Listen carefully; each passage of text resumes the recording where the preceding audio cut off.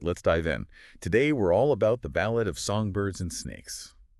We've got this super interesting film review. And you know what that means? It's time you break it down, the good, the bad, all of it. It's a prequel, right? So we're going way back to the beginning of Panem. And we get to see President Snow before, well, he was President Snow. Yeah, it's pretty ambitious. Trying to humanize a character everyone sees as a tyrant, that's what makes this review so interesting. It really digs into how the film portrays young Coriolanus Snow, this Yeah. character who's dealing with ambition, with pressure from society, and a system that's, already messed up. It's kind of like watching a train wreck, but in slow motion, right? You know it's going to crash, but you can't look Okay. away. Yeah. The review actually talks about this one scene where young Snow, he manipulates his way into this big mentorship role for the Hunger Games.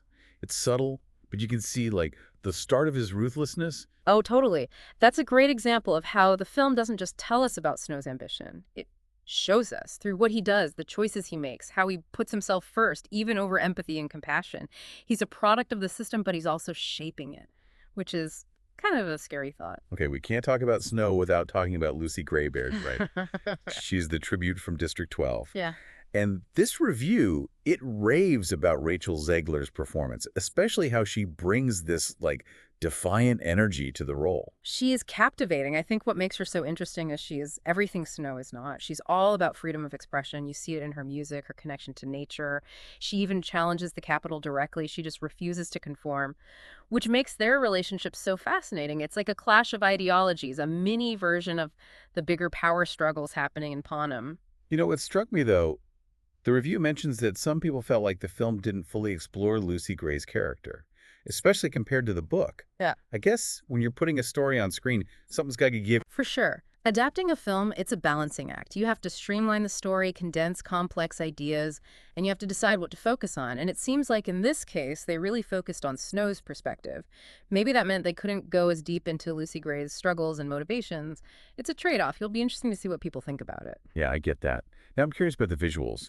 The review praises the cinematography, how it captures that kind of raw feel of the Capitol in the early days. It's not that shiny, fancy Capitol we see in the later movies. Right, that visual contrast, it's on purpose and it works. We see chipped paint, crumbling buildings, this starkness. It reflects the brutality under the surface of the Capitol. It's like a visual reminder that even before Snow, this society was built on oppression. And you see that same visual language in the arena. The games are less about spectacle, more about survival. Just like life outside the Capitol. You know, that makes me think about something else the review mentioned. It said the film might not be as action-packed as fans of the original movies might expect. Seems like they went for a more psychological approach. Yeah, that's a good point. This film isn't about how exciting the games are. It's about power and how it corrupts people, even people who seem like they have good intentions. The pacing reflects that focus. We really get into Snow's head. We see his morality slowly disappear. So it's more about the mood, the atmosphere, less about big explosions. It's like a slow burn that mirrors Snow's descent. Exactly. And that approach builds suspense really well. But it might not be what some viewers are looking for. It's putting psychological depth over big thrills. Makes sense this is an origin story. We're watching how Snow sees the world, how his ambition turns into something cold and calculating. And that takes us back to what made the Hunger Games so powerful. This might be a prequel, but it's still about power, control, and abuse of authority. We see how the Capitol manipulates people, how they use propaganda to hide the inequality that's everywhere in Panem. It's like they're saying, hey, these problems were always here, just below the surface. Snow might be the phase of tyranny later on, but the roots of that tyranny were already there. Exactly. And by exploring that, the film makes our understanding of this world more complex. It forces us to see that fighting for freedom, for justice, it's an ongoing thing. This is why I love these deep dives. We start with one thing, but it opens up a whole universe of ideas. So we've covered a lot, but there's still more to unpack. Let's look at some of the specific criticisms in this review, especially about how Snow changes and the pacing of the film. That's a great place to start because even though the film does a lot of things well, there are parts that people have been debating. And those debates, they can be really revealing. They make us think about how stories are told and the choices filmmakers make.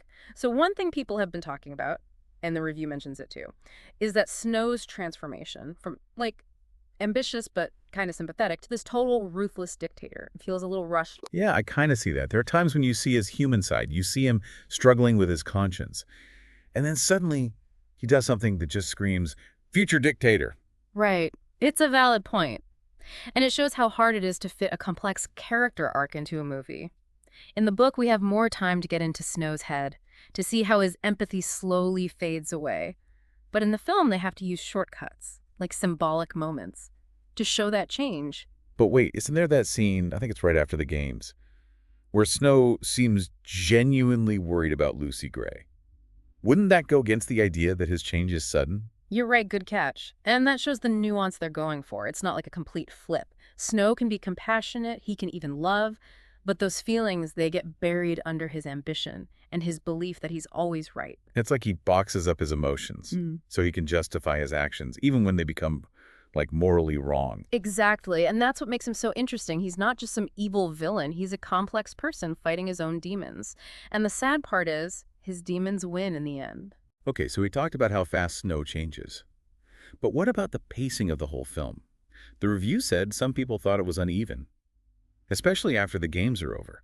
Yeah, the film definitely slows down in the second half. It shifts from the action of the games to what's going on inside Snow's head. Yeah. It's like they're inviting us to think like him, to understand why he does what he does, even when it's ruthless. So it's more about setting a mood, not about big action scenes. It's like this slow, creeping tension that reflects Snow's own darkness. Exactly. And that works really well for building suspense.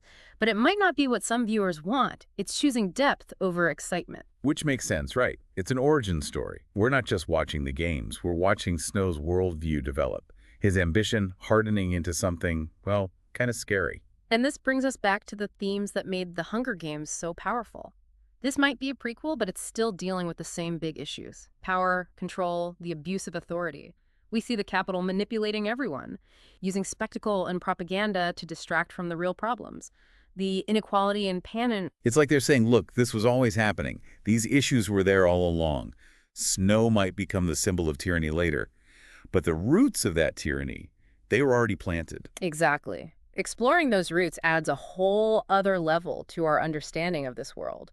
It makes us realize that the fight for freedom and justice, it's a constant struggle. Okay, so we talked about the criticisms, the pacing, the connections to the original series, but let's think about our listener for a second, the person who's on this deep dive with us.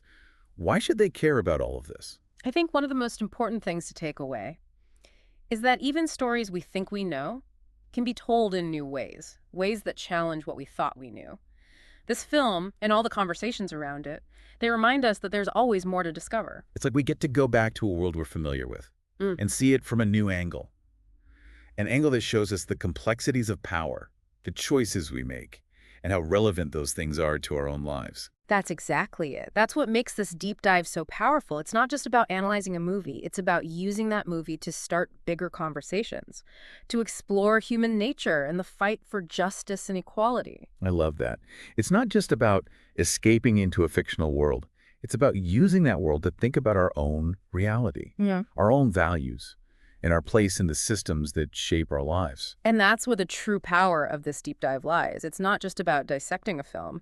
It's about using that film to have deeper conversations, to explore the complexities of being human and the never-ending fight for justice and equality. This has been amazing. We went beyond the surface and really got to the heart of what makes this film and this review so thought-provoking. It shows how powerful good storytelling can be and how important it is to analyze things critically.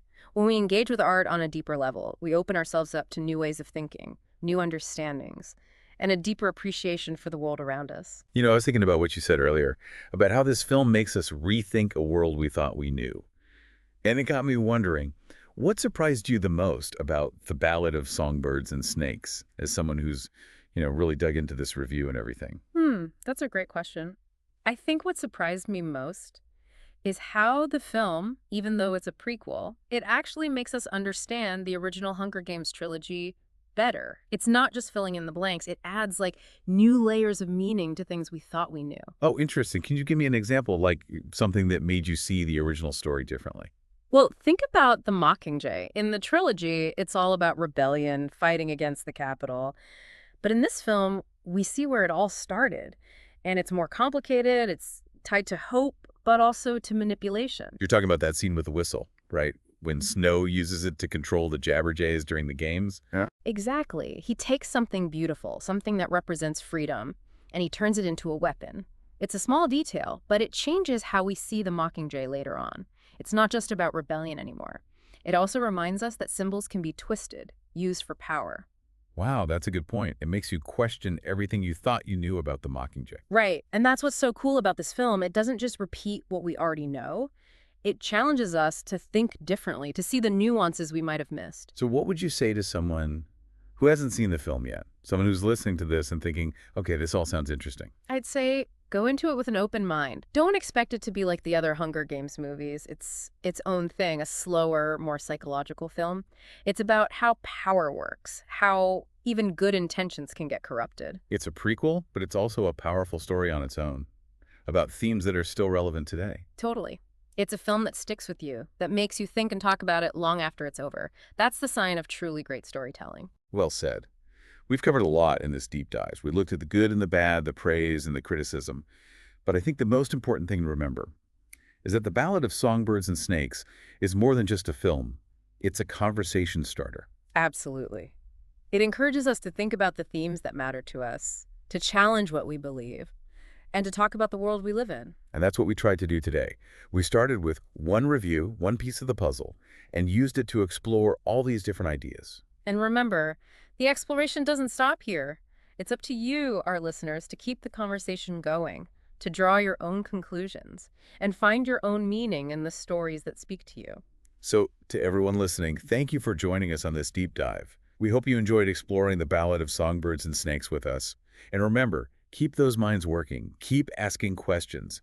There are so many amazing stories out there waiting to be discovered.